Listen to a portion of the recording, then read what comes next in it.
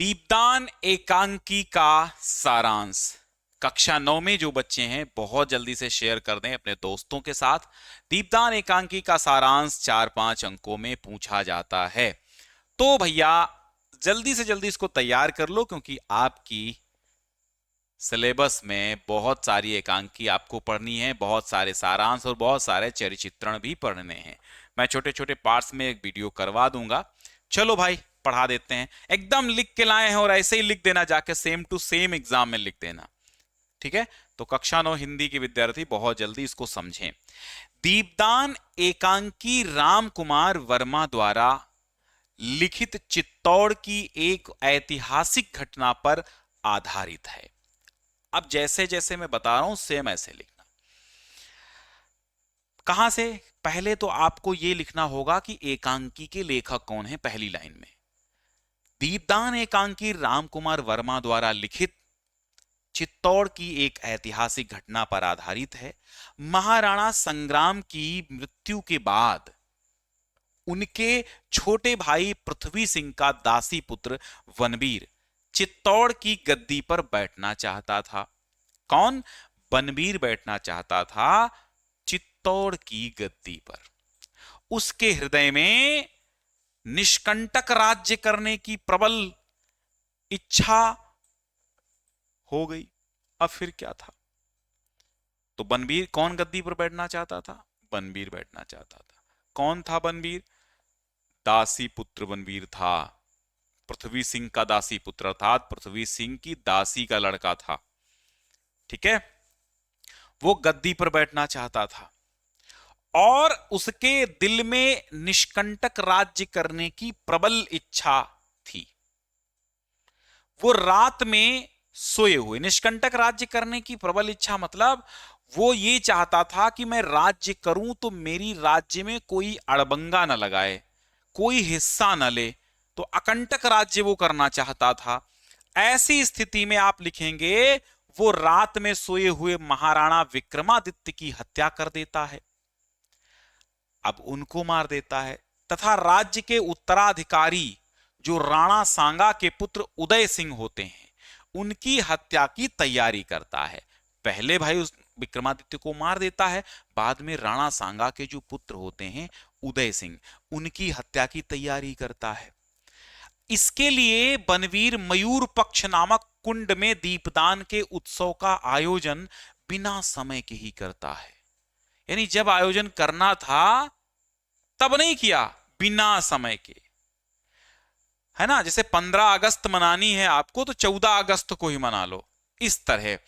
तो बनवीर मयूर पक्ष नामक कुंड में दीपदान के उत्सव का आयोजन बिना समय के ही करता है। पन्नाधाय उदय सिंह की संरक्षिका हैं, यानी यूं कहें कि जो पन्नाधाय हैं वो धाय मां हैं। पहले होता था ये कि किसी राजा के पुत्र को पालने के लिए और माएं रखी जाती थी जो उसको दूध भी पिलाती थी, उसका पालन पोषण करती थी। तो पन्नाधाय उदय सिंह की संरक्षिका हैं, यानी कि एक प्रकार से उसकी धाय मां है, किराए की माता हैं। वो बनवीर के इस षड्यंत्र को समझ जाती हैं और बालक उदय सिंह को उत्सव में जाने से रोक देती हैं। इससे बालक उदय सिंह बिना कुछ खाए ही जमीन पर सो जाता है। भाई वो नाराज हो जाता है। रात में जब पन्नाधाय दासी सामली से विक्रमादित्य की मृत्यु का समाचार सुनती हैं और उसका संदेह पुष्ट हो जाता है कि भाई पक्का जो है दुश्मन बनवीर ही है। पन्नाधाय उदय सिंह के प्राण बचाने की चिंता में व्यग्र हो जाती हैं। व्यग्र हो जाती है मतलब दुखी हो जाती हैं और समारोह का लाभ उठाकर दरबार के जूठे पत्तल फेंकने वाले कीरत नाम के बारी से मंत्रणा कर उदय सिंह को जूठे पत्तलों में छिपा देती हैं और अपने पुत्र चंदन को उसके पलंग पर सुलाती हैं। थोड़ी देर के बाद बनवीर हाथ में नंगी तलवार लेकर के आता है, उदय सिंह के कक्ष में यानी कमरे में प्रवेश करता है।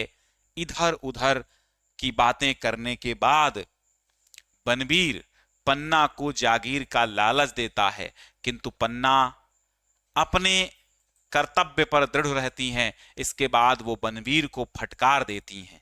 इसके पश्चात बनवीर क्रुद्ध होकर यानी कि गुस्सा करके, क्रोधित होकर के बालक उदय सिंह को खोजता है। पन्नाधाय साहस के साथ तलवार से उस पर वार करती हैं, परंतु वो व्यर्थ हो जाता है। इस पर बनवीर पलंग पर सोए चंदन को उदय सिंह समझकर पन्ना की आंखों के सामने तलवार से उसे मौत के घाट उतार देता है। इस प्रकार बनवीर के इस क्रूर कांड और पन्नाधाय के अपूर्व त्याग और बलिदान के साथ इस एकांकी का सारांश समाप्त होता है। तो इस एकांकी में और कोई लंबी कहानी नहीं है। पन्नाधाय उनका पुत्र जो है चंदन है, और जिसको बचाती हैं उसका नाम उदय सिंह है।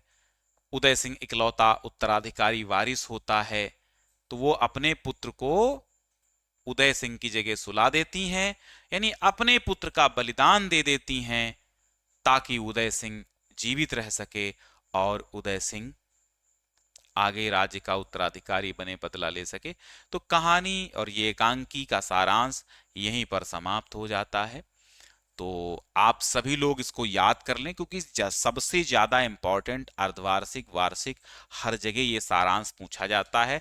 3, 4, 5 अंक इसके न जाएं, इसलिए आप इसे बहुत अच्छे से तैयार कर लो और इसी तरह लिखना है जैसे मैंने बताया है। एग्जाम की कॉपी में लिख दीजिएगा। एग्जाम की कॉपी कैसे लिखी जाती है, तो आप अगर सर्च करेंगे कि क्लास 9 हिंदी की कॉपी कैसे लिखें ज्ञान सिंधु, तो आपको तुरंत हमारी कॉपी मिल जाएगी और कॉपी लिखने का एक अच्छा तरीका क्या होता है वो भी आपको पता चलेगा। तो अब जो एकांकी आपकी दीपदान आती है, तो दीपदान एकांकी जो कि कक्षा 9 हिंदी में ही है, आप जानते ही हैं। एकांकी 4-5 अंकों की आती है। उसका क्वेश्चन कि आप पन्नाधाय का चरिचित्रण कीजिए, या दीपदान एकांकी के आधार पे दीपदान एकांकी का सारांश लिखिए, या दीपदान एकांकी के आधार पर बनवीर का चरिचित्रण कीजिए। तो मैं चरिचित्रण करवाए देता हूं। कैसे लिखना है, कैसे याद करना है, वो सारी ट्रिक्स बताएंगे।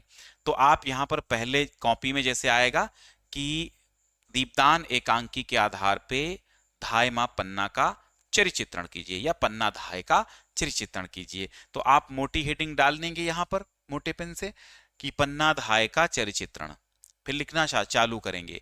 पन्नाधाय डॉक्टर राम कुमार वर्मा द्वारा लिखित दीपदान नामक एकांकी की मुख्य स्त्री पात्र है। वो चित्तौड़ के महाराणा सांगा के 14 वर्षीय पुत्र उदय सिंह की धाय है। धाय जैसा कि आपको पता ही है, धाय मां उस मां को कहते हैं जो सगी मां नहीं होती है, पालने के लिए आती है। ठीक है, वो पालन करता मां होती, उसको धाय मां कहा जाता है। उसके चरित्र की विशेषताएं निम्नलिखित हैं। अब ऐसे लिखेंगे, वो नंबर 1 हेडिंग बना बना के लिखेंगे। अटूट राजभक्ति, तो आप इसके अंतर्गत क्या लिखेंगे, पन्ना में अटूट राजभक्ति है। वो अपने प्राण और पुत्र के प्राण की बाजी लगाकर उदय सिंह के प्राणों की रक्षा करती है। दूसरी हेडिंग डालेंगे, बलिदान और त्याग की प्रतिमूर्ति। पन्नाधाय में त्याग और बलिदान की भावना कूट कूट कर भरी हुई है। उसमें अटूट कर्तव्य निष्ठा है। उदय सिंह की रक्षा के लिए वो अपने पुत्र चंदन को बलिवेदी पर चढ़ा देती है या चंदन को बलिदान कर देती है। ये उसके त्याग का एक जीता जागता प्रमाण है। फिर लिखेंगे, कोमल और कठोर हृदय।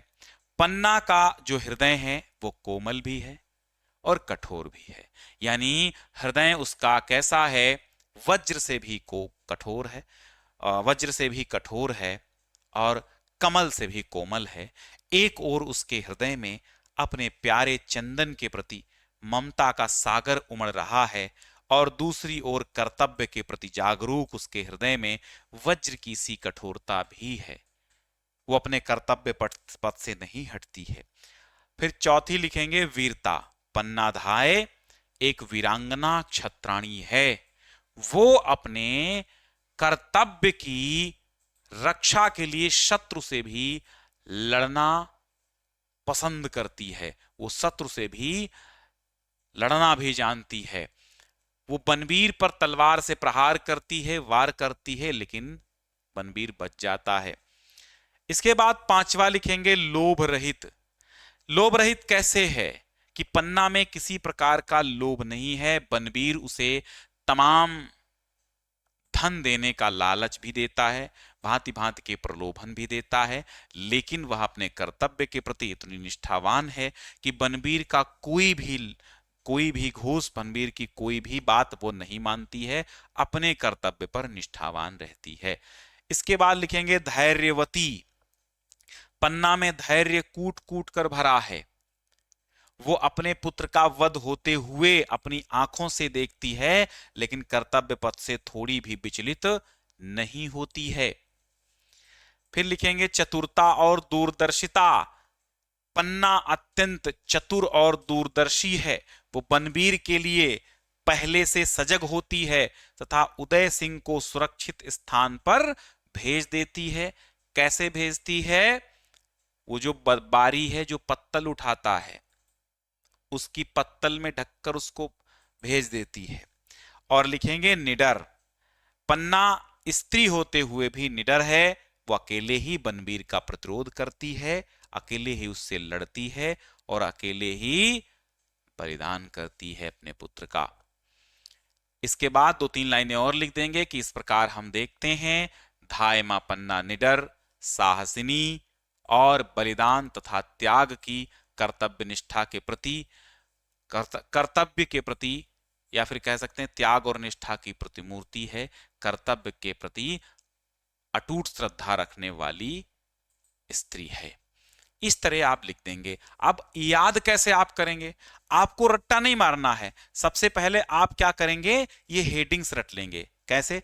अटूट राजभक्ति, बलिदान और त्याग, कोमल और कठोर हृदय, वीरता, लोभ रहित, धैर्यवती, चतुरता और दूरदर्शिता, निडरता।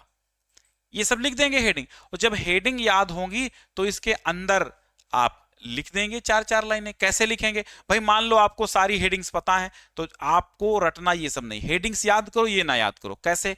चतुरता एवं दूरदर्शिता। अब इसके अंदर कैसे क्या लिखेंगे कि पन्नाध्याय अत्यंत चतुर महिला है, वह दूरदर्शी भी है, वो भविष्य की घटनाओं का अनुमान लगा करके बनवीर के आने से पहले ही वो उदय सिंह को सुरक्षित स्थान पर पहुंचा देती है। इस तरह वह चतुर भी है और दूरदर्शी भी है। बस इस तरह लिख देंगे बना के। जब आपको हेडिंग पता होगी तभी आप बना के लिख पाएंगे। तो जरूरत है कि आप हेडिंग्स को याद करिए, तभी हो पाएगा। आपको पन्नाधाय का चरिचित्रण हमने पढ़ा दिया, दीपदान एकांकी का सारांश पढ़ा दिया। सबसे इंपॉर्टेंट यही है, बनवीर का चरिचित्रण, पन्नाधाय का चरिचित्रण, दीपदान का एकांक, ये इतनी दीपदान एकांकी का सारांश, ये बहुत इंपॉर्टेंट है। चलो भाई बनवीर का पढ़ लो। और हमने तरीका क्या बताया है कि चरिचित्रण याद करने से पहले उसकी हेडिंग्स को रटना है। हेडिंग्स जब याद हो जाएंगे चरिचित्रण अपने आप लिख पाएंगे। तो बनवीर का चरिचित्रण। बनवीर डॉक्टर रामकुमार वर्मा द्वारा लिखित एकांकी दीपदान का खलनायक है। खलनायक जानते हो? विलेन है। ये चित्तौड़ के महाराजा संग्राम सिंह के भाई पृथ्वी सिंह का दासी पुत्र है। निष्कंटक राज्य करने के उद्देश्य से जो बनवीर है वो राणा सांगा के जो 14 वर्षीय पुत्र कुंवर उदय सिंह हैं, उनका वध करने का षड्यंत्र रचता है। उसके चरित्र की विशेषताएं इस प्रकार हैं। वैसे दुष्चरित्र था, सुचरित्र तो उसका था नहीं। तो आप लिखेंगे नंबर 1 क्रूरता, यानी क्रूर व्यक्ति। तो बनवीर, अब जैसे क्रूरता हेडिंग आपको याद है तो इसके अंतर्गत आप लिख देंगे कि बनवीर स्वार्थंधता के साथ साथ क्रूरता भी उसमें बनवीर में भरी हुई है। बनवीर में स्वार्थांधता के साथ कूट कूट करके क्रूरता भी भरी हुई है। वो अपने स्वार्थ के लिए राजकुमार का वध करने में भी थोड़ा सा भी संकोच नहीं करता, तनिक भी हिचकिचाता नहीं है। दूसरी हेडिंग डालेंगे निर्दयता। निर्दयता माने निर्दयी कह सकते हो। बनवीर अत्यंत निर्दयी व्यक्ति है। उसे छोटे से बालक पर भी तरस नहीं आता है। सोए हुए बालक पर रात में आक्रमण करता है। पन्नाधाय के अनुनय विनय करने पर, विनती करने पर, हाथ पर जोड़ने पर भी वो थोड़ा सा भी संकोच नहीं करता, थोड़ा भी नहीं सोचता। शराबी, बनवीर शराब पीता है। शराब के नशे में धुत रहता है, वध जैसा अमानवीय कार्य करने को तैयार हो जाता है वो शराब के नशे में। फिर लिखेंगे स्वार्थी, बनवीर एक राजद्रोही है और जो अपने स्वार्थ की सिद्धि के लिए उदय सिंह का वध कर डालता है ना, वध कर डालने में भी तनिक भी हिचकिचाता नहीं है, उदय सिंह का वध कर डालता है। फिर लिखेंगे कूटनीतिज्ञ, बनवीर राजद्रोही होते हुए भी एक कुशल कूटनीतिज्ञ है। निष्कंटक राज्य करने के लिए वो राजपुरुषों से मिलकर के, यानी उस राज्य के कर्मचारियों से मिलकर के दीपदान का आयोजन कराता है, वो भी असमय, जब कोई डेट नहीं होती है, जिसमें वो उदय सिंह को मारने का षड्यंत्र भी रचता है। और फिर आगे लिखेंगे कायर, बनवीर अत्यंत ही कायर है, उसमें खुलेआम विरोध करने की हिम्मत बिल्कुल भी नहीं है। वो रात में उदय सिंह को सोते समय मारने जाता है। तो इस तरह हम देखते हैं, लिखेंगे नीचे, इस प्रकार हम देखते हैं कि बनवीर दीपदान एकांकी का दुष्ट खलनायक है, जिसमें कायरता, निर्दयता कूट कूट करके भरी हुई है। जो षड्यंत्रकारी व्यक्ति है, जो राज्य, छोटा सा राज्य अर्थात धन के लिए, संपदा के लिए एक दुधमुहे बालक को भी मारने का प्रयत्न करता है। तो इस तरह आप बनवीर का चरित्र लिख देंगे। इसमें क्या क्या हेडिंग्स हैं वो याद कर लो। क्रूरता, या फिर लिख दो क्रूर व्यक्ति लिख सकते हो क्रूरता की जगह। निर्दयता की जगह निर्दयी व्यक्ति लिख सकते हो, निर्दयता लिख दो। शराबी, स्वार्थी, कूटनीतिज्ञ, कायर, ये सारी बातें लिख सकते हो। ये सारी हेडिंग्स याद होंगी जब, तो इन्हीं के आधार पे आप लिख पाएंगे। तो दीपदान एकांकी पूरी समाप्त हुई। चीजें आपको जरूर समझ में आई होंगी। लाइक शेयर सब्सक्राइब करना बिल्कुल मत भूलना।